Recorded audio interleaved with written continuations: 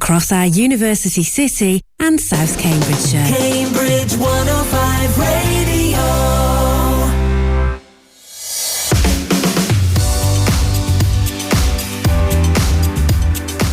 Hello, and this is the Women's Sports Mix. Welcome to the show. I'm Amy Gray. And I'm Alex Elbro.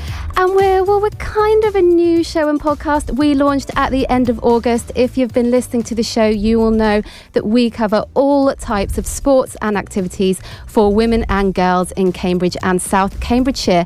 And our first guest tonight, kind of a little bit different to the other guests we've had. Alex, tell us more. Well, the Active Lifestyle team at Cambridge City Council promotes activities to encourage a healthy approach to everything we do.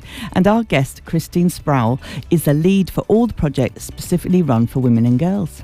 And a little bit later on, we're talking to Nicolle Halksworth, who is the manager and coach of the under-14s girls team at Milton Colts FC. We'll find out how Nicolle got into coaching. And I think if you're looking maybe to get involved in grassroots football, maybe your daughter's joined a team, that should be interesting to find out. Yeah, absolutely. And we hopefully will talk about roller derby a little bit later, as we went to see it on Saturday. We did. We had a good time. There is a lot to catch up on with our local women's teams as well. Lots of wins, actually. I mean, we're here win, lose or draw, aren't we, Alex? We are, exactly. We celebrate it all. Yeah, but it has been a fantastic couple of weeks. We're looking at Cambridge United women, Cambridge City. Histon ladies will also have the latest from Cambridge Kodiaks, who are our women's ice hockey team. I've spoken to Captain Christina Ashley about their game against Oxford. It's a packed episode, Alex. It always is. And we always think, I'm not sure we're going to, what should we talk about? Well, there's never a shortage of things to talk about. There's definitely enough this week, and we'll be talking to Christine Sprowell next.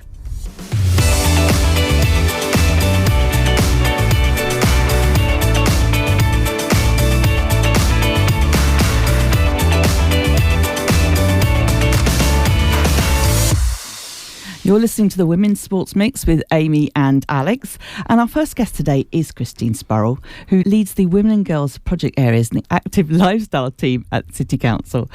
And I'm pleased to say that she's here to tell us more. Hello. Hi, Alex. Thanks for inviting me. You're very welcome. It's lovely to see you. Now, before I talk about your role in the council and the activities you specifically do, can I ask you a bit about your background and how you kind of got involved with the team? Yeah, definitely. Well, I've been involved in various roles around sports coaching, development for all my life now. I started getting involved playing tennis, badminton, hockey at school. And then that sort of led me to a path where during my 20s, I spent most of my time hitting yellow tennis balls over a net, coaching tennis to a wide variety of people from different age groups and backgrounds. So started off on court, and then went into various roles in sport development, coaching, and now I find myself at the City Council. And do you find, what's your sort of role in the team? Is it similar to that, though? Because I'm guessing that was more group and one-to-one coaching. This is kind of a broader approach, isn't it? Yeah, so the role that I'm involved in is around supporting people to be more active, and as you mentioned, particular lead around women and girls. And a lot of the work that we're doing is around trying to support people to maybe re-engage back into physical activity. Perhaps they may have lost that love for getting involved, various life stages where people can often drop out of physical activity. So we try and, listen and understand different groups, try and find out some of the barriers, find out what they might have been doing that they'd like to get back into, and try and help make that happen.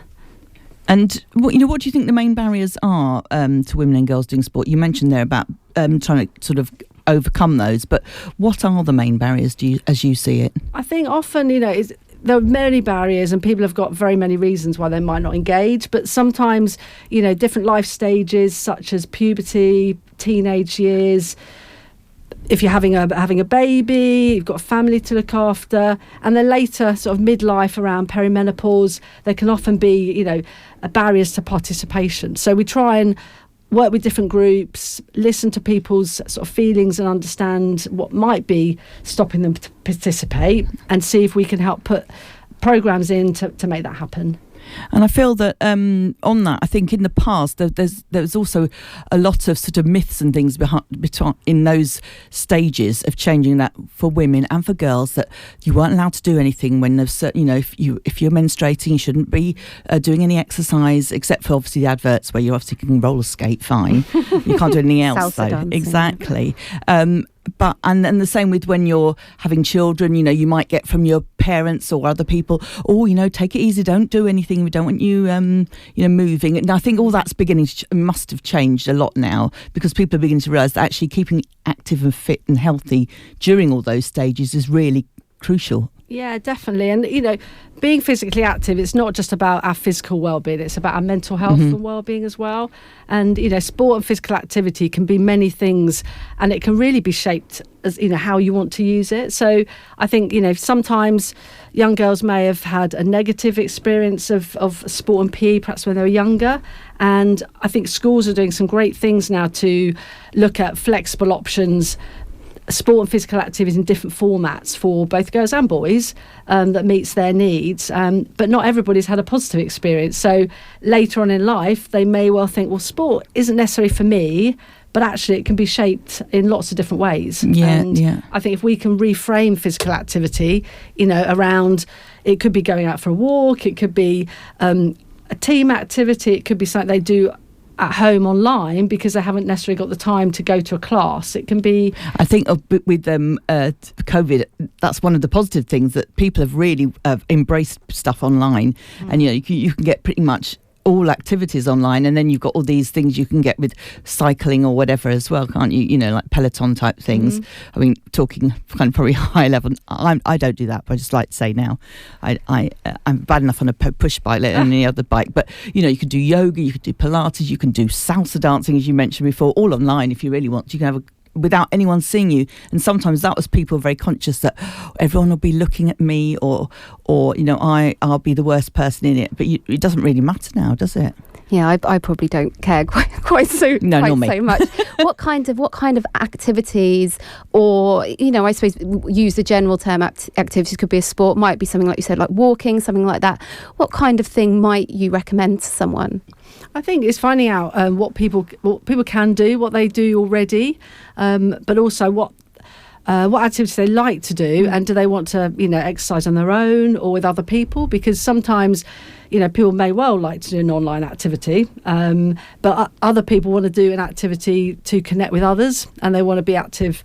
Having somebody else. Me. Does that happen a lot? Is the social? Do a lot of people say, "I'd like to do it with someone else"? Is that, or with a group? I think it's depends on people's motivations, doesn't it? Some people can be motivated to do something on their own at a set time slot at home, whereas other people, actually, if you've got a mate who's knocking on your door saying we're off for a run now, you're less likely to cancel on them because they're a bit like the Let's Run Girls groups. Yeah, you feel and I think that any of those things, even if you start going with a friend, you start making sort of friends, but even just knowing the people in that group, it's okay to turn up then if one of you can't make it that time, and then that's your time to go and do that. And if you have got like a young family or you're a little bit older, going away and doing that, it's your kind of, I hate the word, but it's like the me time. You get away and you can sort of take your thoughts away from some of the stuff that might be going on if you've got a busy life, for instance. Do you schedule things for people to give them structure? Yeah, so I think, we through the City Council, we run various weekly programmes, but we also run taster sessions and activities for people just to come and have a go. So they wouldn't necessarily book on for a whole block if they've not experienced an activity before. So just recently we ran a Staying Physically Active Through the Menopause workshop over at Nightingale Pavilion. And that was a free workshop to engage, get people to come along. We talked about the benefits of being active during midlife, and actually then we're able to signpost people to some of our free online programs that we run, things like Introduction to Pilates, Introduction to Strength Training at Home. So I think sometimes people will come to a one-off session and then actually they can start to learn a little bit more around what's happening on their doorstep or locally. And I want to pick up on what you're saying about people having a bad experience at school. I recently had a school reunion and it was interesting, and I'm talking, we went way back, but we went back to our old school and we were standing on the hockey field, and it was really interesting to hear everybody's different thoughts of what happened at that time. And we all had very different experiences, and But you don't know that when you're at school. You just think, whatever you have is what everyone else is having, for instance. So you say you're working with schools. Are you working with them now to sort of do different things? We had hockey or netball. No, we didn't even have netball, actually. We had hockey or...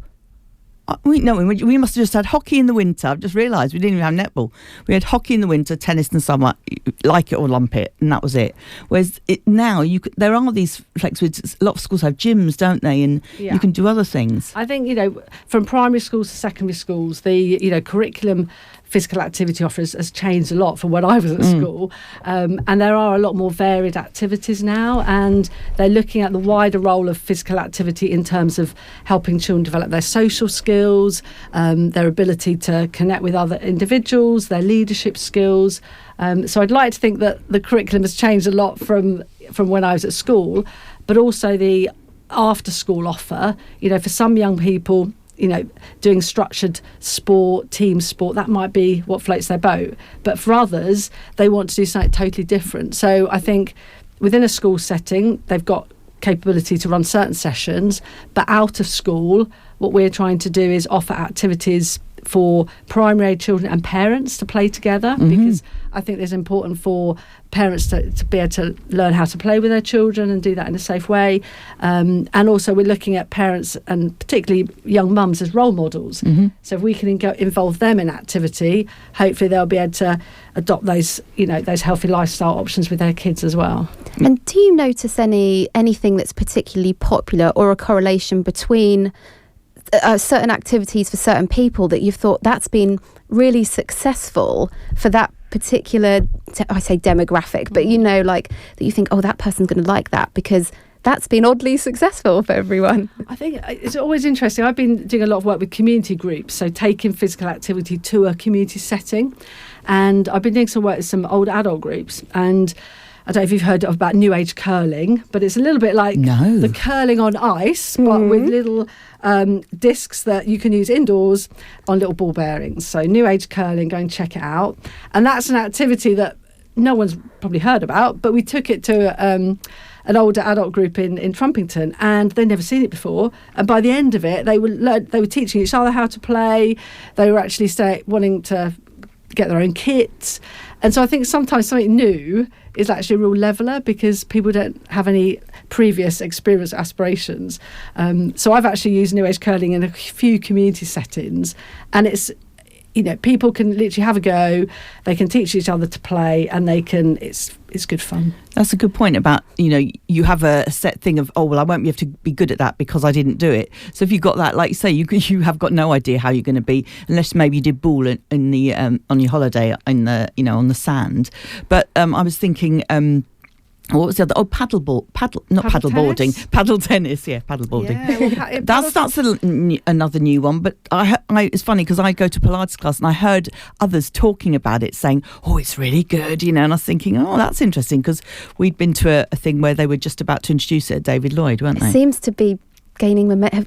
Is paddle something you're noticing more of? And the other thing, pickleball is the other one, isn't it? Pickleball and paddle are sort of various iterations of tennis and slight adaptations. But I think paddle is a great sport because you don't have to have a huge amount of experience of playing tennis. I think anyone can pick it up, have a go. And because it's new and fun, people haven't necessarily got that, actually, can I do this? Because it's actually on a smaller court, a little bit of a combo of squash and tennis, really. Which is good, because does it mean you can hit it off any walls? Well, no, not really. Wall, but you can play. It's not allowed I'm thinking, court. What's allowed? Can I just get away with it? Well, yeah, it's not quite completely as wild as that, Alex. But the ball has to land in the court, and then it can hit the back wall, and you can hit it off there. But they've got courts at Cambridge University Sports Centre now, and at David Lloyd, but the Cambridge University Sports Centre courts are open access, but anyone can go and book the courts and play. I didn't know that. Get down there and have a go. Oh, there we go. There's a try it for you, Alex, next year. Yeah. I'm thinking about the curling as well. Yeah, and the curling. The new is it new age? New age curling. I mean, it sounds funky as well, doesn't it? What kind of results do you see with the people that you work with? I think one of the biggest things that I love is being able to go into a community setting and hear about people's experiences and what physical activity means to them. So, often I'll sort of go and meet a group and I say, well, what do you like doing? And they'll say, well, we really like going out, like gardening, like being outdoors, accessing green spaces. And, it doesn't have to be formal sport, being outdoors in nature, getting some time out, even if it's 10 minutes in your day. People will sort of say, well, it makes such a difference to them. It just takes them out of their regular day and hearing about the benefits it has. And for some people, it's meeting people, perhaps getting out of, they might be living at home on their own. Going to a community walk is a good chance to chat and meet other people, which is And great. again, you said about the different life changes. Those are times when you really could do with a lot of people and you might feel quite isolated and the only one. But if you go along to sort of a fitness or some sort of community program where it doesn't cost a lot of money either, so you're not having a lot of outlay, but then you do that, but it runs along a side that you're talking to other people at the same time, aren't you? And you're hearing other people's things and then thinking, oh, I'm not the only one that feels this way or a little bit isolated or whatever. And I know when my own kids were little, getting out and doing an activity that maybe was for them, but then you get to talk to everyone else there. It was sort of kept you alive, really. Yeah. And I think I'm working with an organisation called Red Hen. Oh yes, I know. We work with families in the north of Cambridge, and they have a lovely group of ladies that meet on a Wednesday, and they have sort of a Wellbeing Wednesday session, and we sort of took them out on a walk down by the river during the summer, and that was a really good time and to just engage with them. And some of them said, haven't really ever just been for a walk. We take the kids to school, we walk to shops, but actually walking and then talking. And then now they've come back and they said they want to do some kickboxing, they want to do some Pilates, they want to do some martial arts, which is brilliant. So we'll help make that happen for that group. And do people come to you and you have outreach to people that work both ways? Yeah, I mean, we're very open. If there's a community group out there who are looking to build some physical activity into their existing offer, then they can contact the sport team. But also we'll go out to particular groups, find out what they're doing, how we can help add some physical activity into their offer. So two-way, we're very open for people to come to us, and then we work with our communities team in different aspects of different areas of the city. And how do people find you and get in touch with you?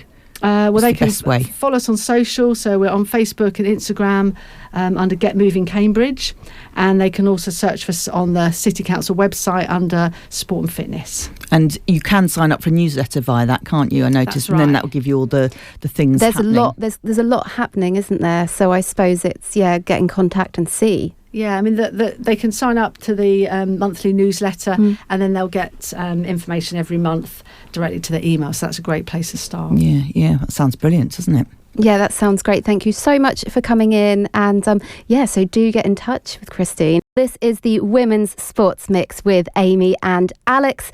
Now let's have a look at some football. Cambridge United women, they beat Real Bedford in the FA Cup 3-1. And then another win, Alex. Yay. You'll be pleased to know. There you go, cheer again. Yay! Yeah, okay, there we go. And their second win was against Charlton Athletic, the academy. Remember me saying the academies were in the plate. So that was 1-0 for them. Excellent from And on to the next youth. round. Yes, and I spoke to Cambridge United women's team secretary Liz Pamplin. Two great results, congratulations. Let's look at the plate win first against Charlton. Is it difficult to prepare for these games that are against the academy sides?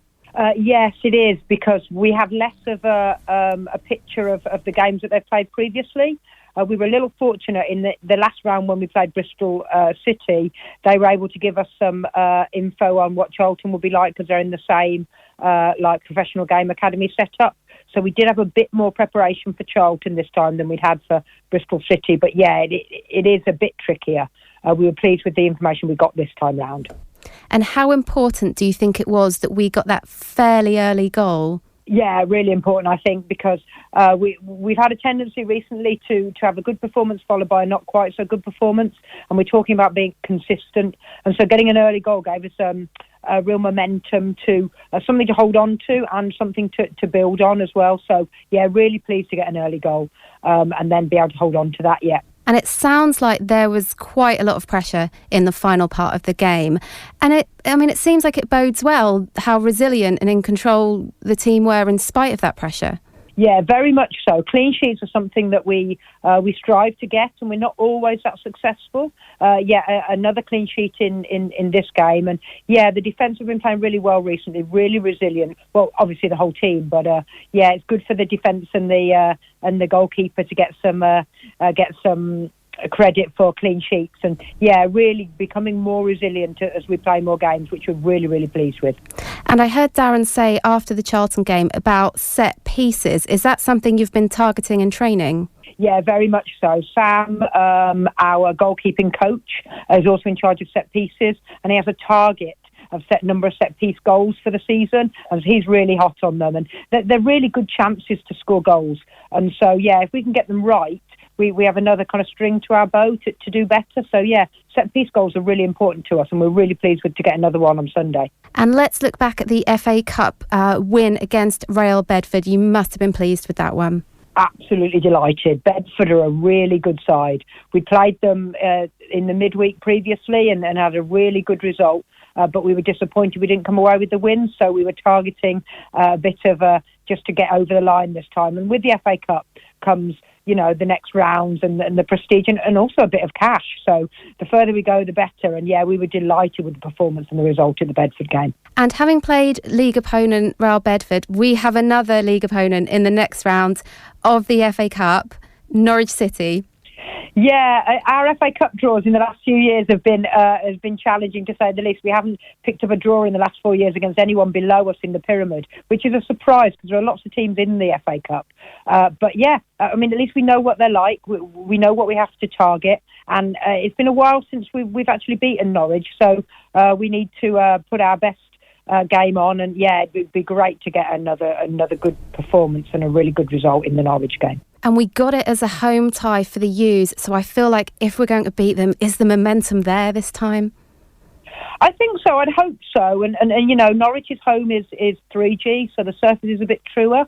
The surface at St Neots is well kept, but it's a grass pitch, which just changes things a little bit. And home advantage is always something you want in any game, because you know what that plays like. So we're delighted to be at home, and although Norwich travel in their numbers, so it always feels like they've got a lot of support wherever they go. So it'll be a really, really good game, and as many people as we can get there as possible to kind of go over their support that they'll bring a lot of. And will you be watching the plate draw this evening? Is there anyone you're hoping for? The plate draw on the National League Insta at 8 o'clock tonight. I will try and catch it. But because it's still regional at this stage, we go into the quarterfinals and there's only a few teams to draw. Norwich are again in there, so it will be one of those where I'd quite like to draw somebody else, but it seems to be our luck at the moment, so you never know. Thank you to Liz. And what would have been next weekend's Sudbury game, October 27th, that is postponed. So the next fixture for the U's is that Norwich game. That's a home game at St Neots with the 1 p.m. kickoff, and we will be there, Alex, with me. Is that the 3rd of November? So that's on the 3rd, on the Sunday. Yes, because we need to say the date. But, and as Liz we says, are going. Come on down. Yeah, we are going. Let's get behind them. We are hoping that we aren't going to be a bad mascot for them. We'll do our best. Histon Ladies, their game on Sunday, October 20th against Mulbarton's called off due to waterlogged pitch, so no weekend result for them. But last weekend they played Whittlesea. That was the 1-1 draw, goal from Evie Nichols. And they do have a very funny video on Instagram. They're at Histon Ladies, about their kit bags, which doesn't sound, what's that? Well, the kit bags are things like a trolley, a tool belt, a barbecue. Alex is looking perplexed. Mm-hmm. I'm going to go online and have a look. You'll have to check it out. And Cambridge City women, we were talking about their upcoming FA Cup third round qualifying game on our last episode.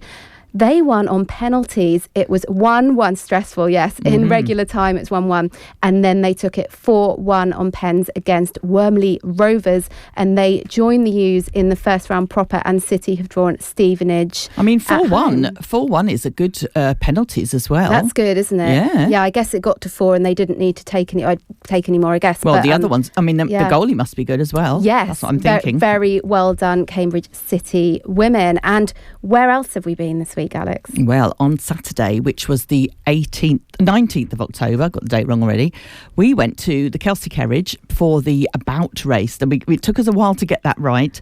Oxford and Cambridge Rollerbillies against the Oxford Roller Derby. 2 games, a B and A. I say it that way around because the B game was earlier. B team goes first, and then the A team with February Phillips. Yes, who we spoke to a few weeks ago. He was on the show, yes. Yes. And, it was good fun, wasn't it? It was. I mean, it took us a while to understand what was going on. Yeah. I mean, even when February was in here explaining it, I thought, right, it's okay. When I see it, I'll get the gist of it. I've thought about it. Because we were on floor level, I think it was harder to see where everybody was because basically everyone goes round the same way. Well, we were on an end spot actually, weren't we? Yeah, so maybe in the middle would have been better. Maybe it's like, like at any game, isn't it? When there's the premium seats, maybe we were sort of on the edgy ones. But you can, because they have the star helmet and the stripe helmet, the pivots and the jammers, you really do start picking up, don't you? The lingo. And we were very lucky that 2 of the people sitting next to us were very kind and explained a few things when we were looking very puzzled. Everyone was lovely. They were. And and then one of them turned out to be, I think he was one of the jammers I've just seen. It was Jam Stoker. Oh, in the A team. So no wonder she knew how it was because she was very good and she scored a lot of points in the A team. And this is, absolutely beautiful illustrations. I think someone did especially for the bout race there. I think you could pick that up as a poster. But they do give you this programme as well. Yes, which was handy for us because we've got a little bit of the rules on the back as well. And the scores, do you want the scores on the doors? Please. So B team unfortunately lost. 83 to 297. Now, I'm going to say you score every time you go past one person. So I think you can really they were racking up points very quickly, which was a bit of a surprise as well. But the A team won 161 to 122, which was a closer game as well. It was close, but it kind of always stayed. They always stayed that little bit ahead, didn't they? Yes, I think it was. I think I feels like once, I could be completely wrong on this, but once they got a sort of a big chunk ahead, it's probably going to be hard to kind of catch up unless you zoom around lots of times on your own, which they're not going to let you do. Yeah, but it was fun watching the blockers. Because then you do the hip thing. Yes, right. If you bang your hips, that meant a game over for that being. And what I couldn't work out was if both the jammers could go at the same time, because you didn't see them go around at the same time, did you? Necessarily, because there was always cheering when one went round and then another, and whether they were just being tactical and waiting for people to be kind of distracted. Exactly. Now you've said that, I couldn't see why they would do that, but I'm sure if you know roller derby, because there's one that is a lead one. They're the only one that can stop it. I've read up on this, the lead one can stop it with hitting your hips, and then but everyone, of course, because once you've gone a few times, you will be getting into the gist of it. And I think if you could have sat on raked seating, that would have also helped because you could have seen above, like you would have watched it like a other game. But good on them that Kelsey Kerridge do it, and I will look forward to coming to another game. Yeah, that was good, wasn't it? Good time. And ice hockey now, Cambridge Kodiaks, they had an excellent debut season last year and a couple of wins under their belt already. I spoke to captain Christina Ashley. So it was a 5-2 win against Oxford, but from the sounds of it, quite a tough game. It was pretty intense, from the get-go.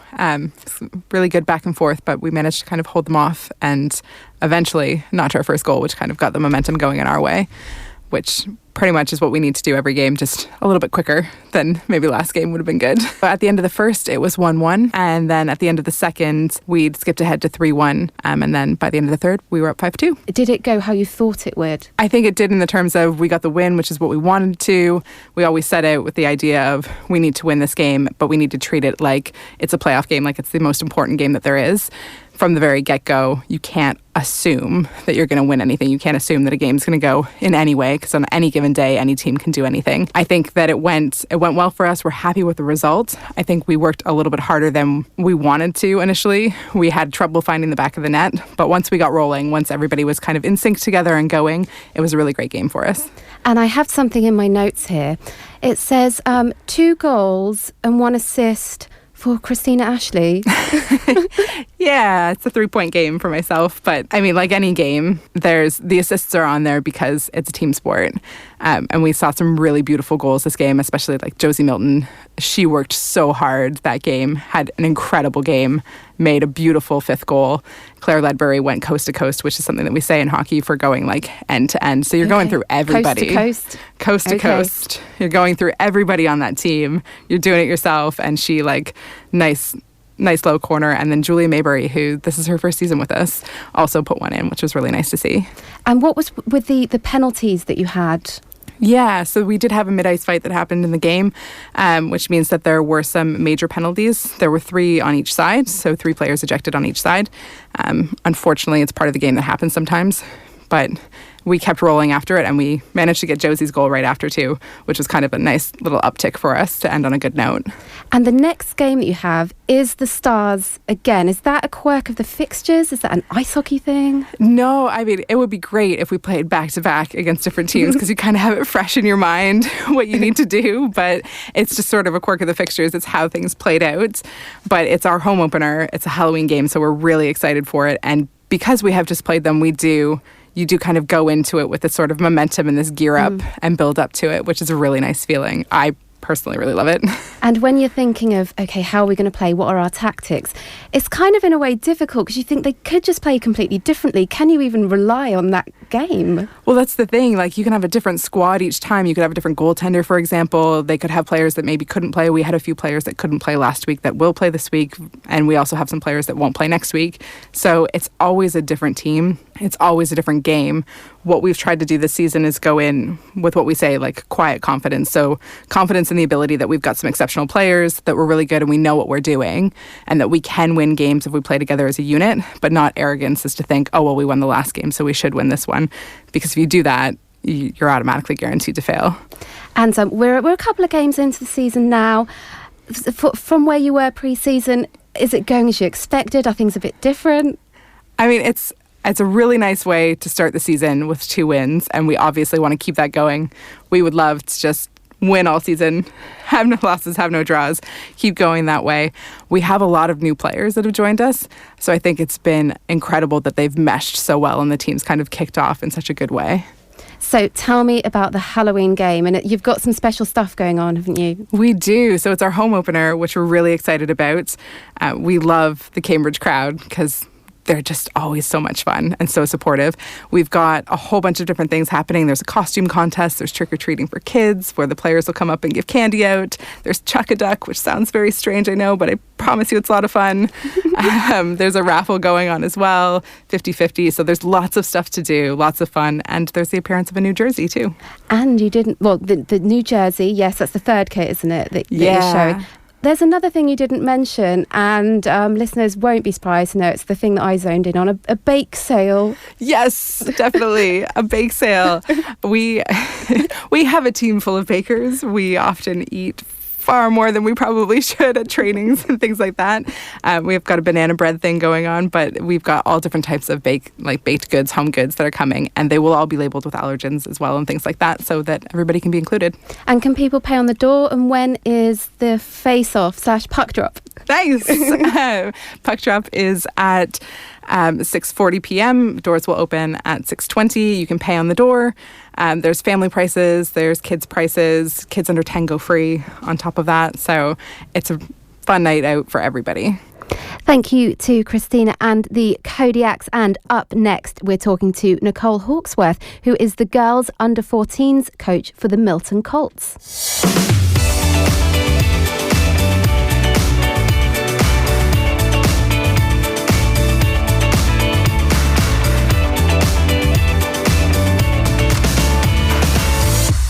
This is the Women's Sports Mix, and we cover all types of sport and activities for women and girls. Welcome to the show, Nicolle Halksworth. Hi, thank you for having me on. So, as I said, Nicolle is the coach and manager for the under-14s at Milton Colts FC.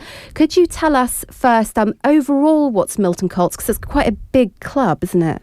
Yeah, I mean, it's a big club for a small village in Cambridge, just north of Cambridge City. So I think now we have 17 mixed boys and girls teams. across the club and across age ranges from sort of under 7s through to under 18 ladies. And we have 5 or 6 girls teams now, and the rest are boys or mixed teams. So some of the girls play in boys teams. But now we do have fully dedicated girls. Is the mixed teams for the younger, or is it can it go all the way up? So we do have some girls that play with the boys up until about 13, 14. It tends to be 1 or 2 girls rather than 50-50 or anything like that. But some of the girls just prefer to play in a boys' league. Some of the girls play with a boys' league and then also play in the girls as well. So we have a few in the club that do both. It's quite good for their development, really, because they get to be a little bit more physical with the boys and learn maybe some of the different sort of technical skills that they might not develop as much as a girls younger age. So when they come into a girls team, they tend to bring the sort of technical components in there, but they gel well with the boys as well because they bring a lot more of the teamwork into the teams. They've got a lot less ego, so they tend to distribute the ball well and make good team players. So it's quite nice to have that balance. And how did you get into coaching, and when did you join Milton Colts? I'm just trying to think. So I started with volunteering really when my daughter was I think she was in year 4, so she would have been 7 or 8. When I first sort of introduced her to the idea of playing football, she said that it was a boys' sport and there was no way that she would. And at the time, there was we were starting a Wildcats program within Milton Colts, which basically gives opportunities to girls from the age of 4 to 11, 12 to play football in a safe, fun environment. And it had been started a couple of years ago by one of our female coaches, Birgit. And anyway, I persuaded her after a little while of coaxing. We managed to get her there with a few of her friends, same age group. And within a few minutes of playing and having fun and scoring a couple of goals, they were hooked. And I sort of spent most of my Saturdays then being a volunteer. Were you playing football before, or what made you interested in getting her involved in football? I'm interested to hear that. I grew up like many other women, not being able to play football really, and not having the opportunity to play, but always wanting to. Both my dad and my granddad, both heavily involved in football. My granddad played for Everton and Ireland, and also Preston North End. So impressive. I kind of feel like it's in our family a little bit. What's his name? Peter Core. So he's a bit of a legend. I mean, exactly. And the thought that you must have grown up and been being felt a little bit excluded from that must be hard in a way. Yeah, well, I grew up in Germany as well. Football's huge in Germany, as it is here. There were opportunities, obviously, to learn to play and to play for teams in Germany, but you had to be a boy most of the times. And if you weren't a boy, then you had to kind of stereotypically be a girl boy, and I didn't really fit that at all, but I really wanted to play. But luckily my dad used to take us out all the time at the weekends and play and just kick the ball around, and I just had fun doing it. He never made it, he always made it an open opportunity for me to do that. And when I went to university, that's when I joined a women's football. Was that here team. Or in Germany? That was in London. So Middlesex University, I joined their football team there. Yeah, they've got a big sports team. They've got great big sports facilities there. Really great opportunity there for me. And we were coached by one of the Arsenal football coaches, a male, but he was brilliant actually, and he got me back into football and gave us the opportunity to play. And my one tiny little claim to fame is that I featured in a music video for Toka's Miracle, which was look at Fragma. Wow! Did you see that? Oh my god! Did you see Amy jump out of her seat at that moment? That's so cool. Yeah, the reason I mention it is because they came to Middlesex University, a few different locations around London, looking for a sports facilities that they could fit, and a women's football team that they could feature as part of the video for the song. And Middlesex University was chosen, and they asked for some of the players to audition.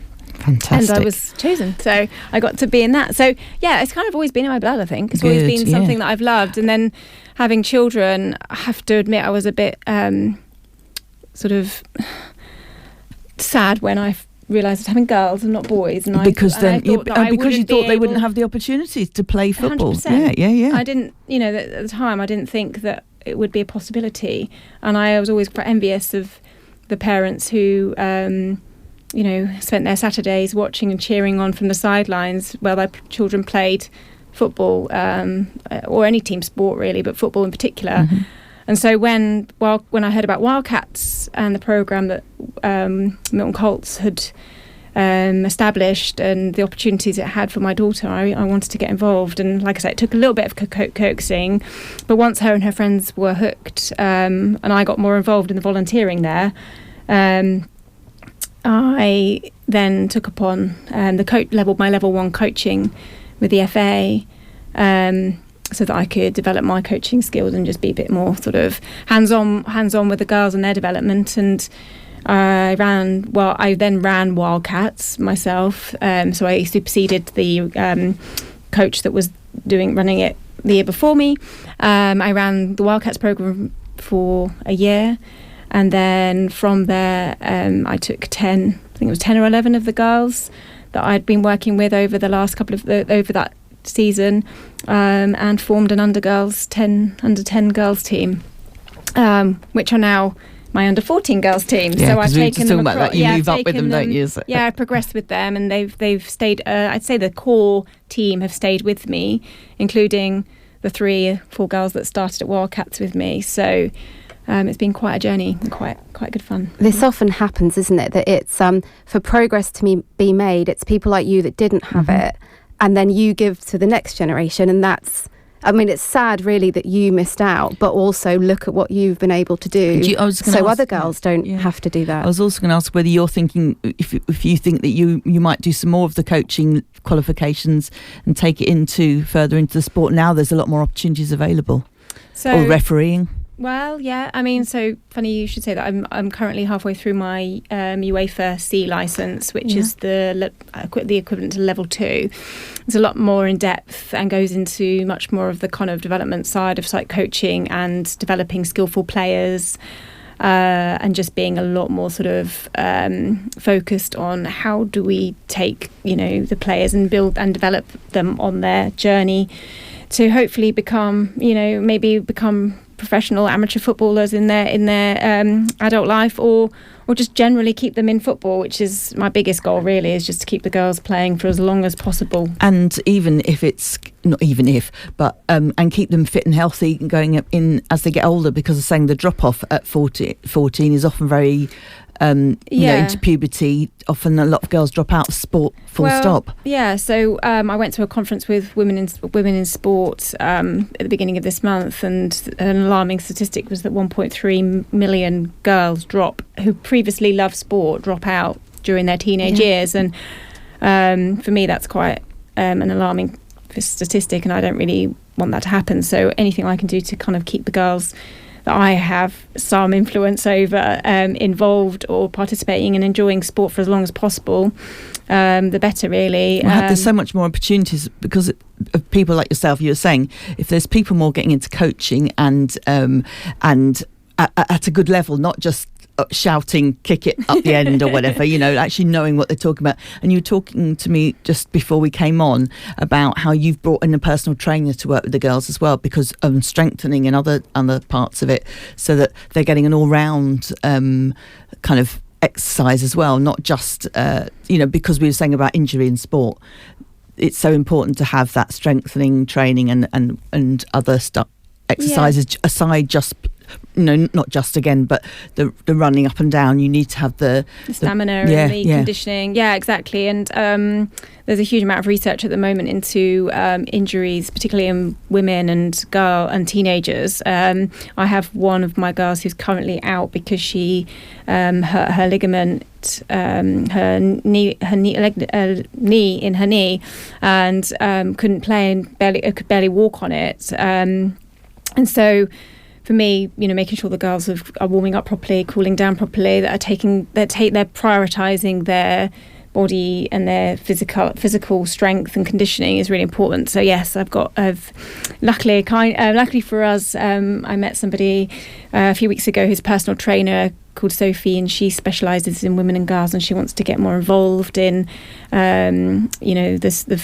female sports and making sure that we keep the girls and women injury free, or at least rehabilitating quickly so they can come back to sport as quickly as possible, because the last thing you want is somebody to injure themselves and that be the end of their sporting journey. So yeah, it's really important for me. So she started with us a few weeks ago and has been invaluable really already. So and the girls love her. It brings someone else for you to work with and share ideas on warm-ups. And you're saying it's she's doing different types of warm-ups, but anyone, when you go to something and that someone brings they've found something from somewhere else, and it's like, oh, that's good, because that will actually increases what the knowledge is of my own knowledge of it. Exactly, and it's a good role model for the girls as well, and they sort of, if they can see people taking responsibility for their own health and well-being, then they're more likely to do so.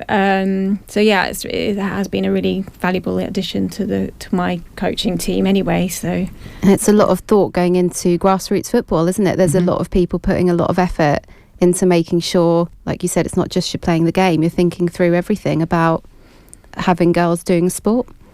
So I think if you've got a child that you're looking at grassroots football, this is sort of shows that they're in good hands. Mm-hmm. Yeah, we don't. The philosophy for developing players is more than just the technical aspects of the football. It goes into the psychological sides of things. It goes into their emotional development and also their social.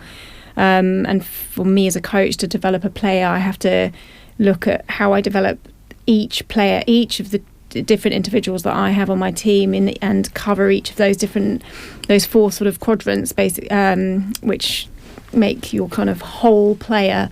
So you might have a player that's very technically astute, but they might struggle emotionally, or they might struggle with the teamwork side of things. So it's not just looking at how they play football, but actually how do they integrate, how do they develop, how do they react when we lose, And that must be quite common as I mean, across all ages as well, of adult footballers too.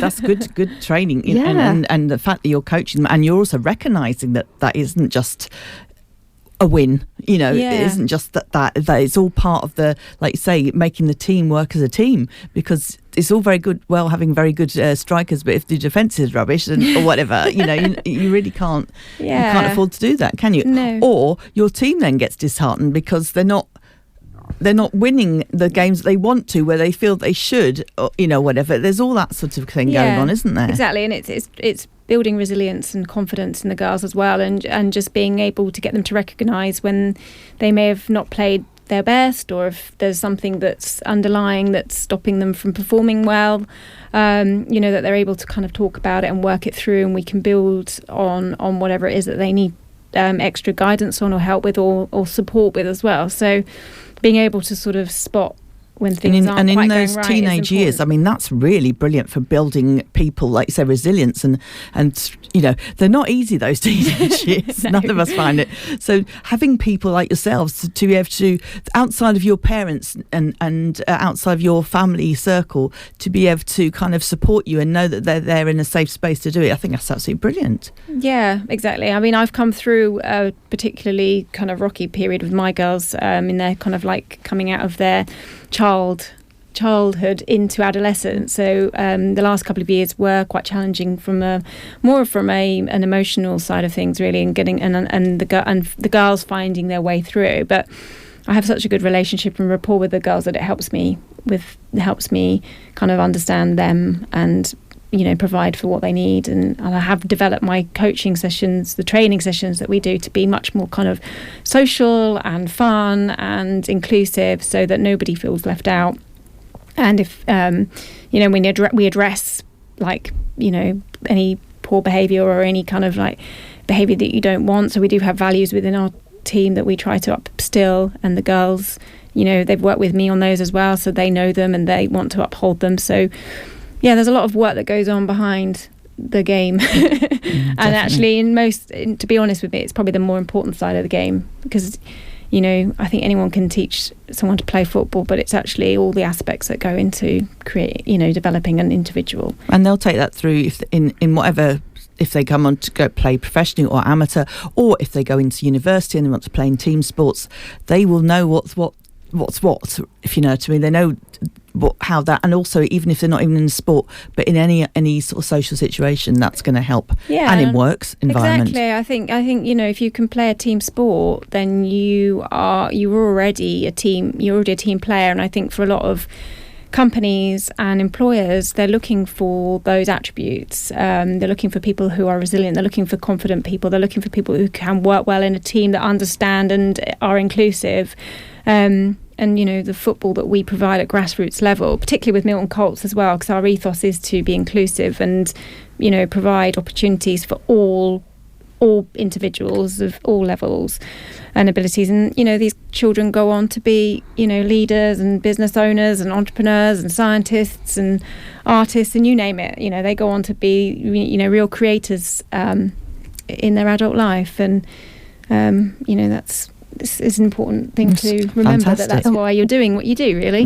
What's the schedule like for one of your girls in the under-14s? How often are they training and playing? So at this level that at grassroots level, it's you would normally have one training session a week with a match on a Saturday.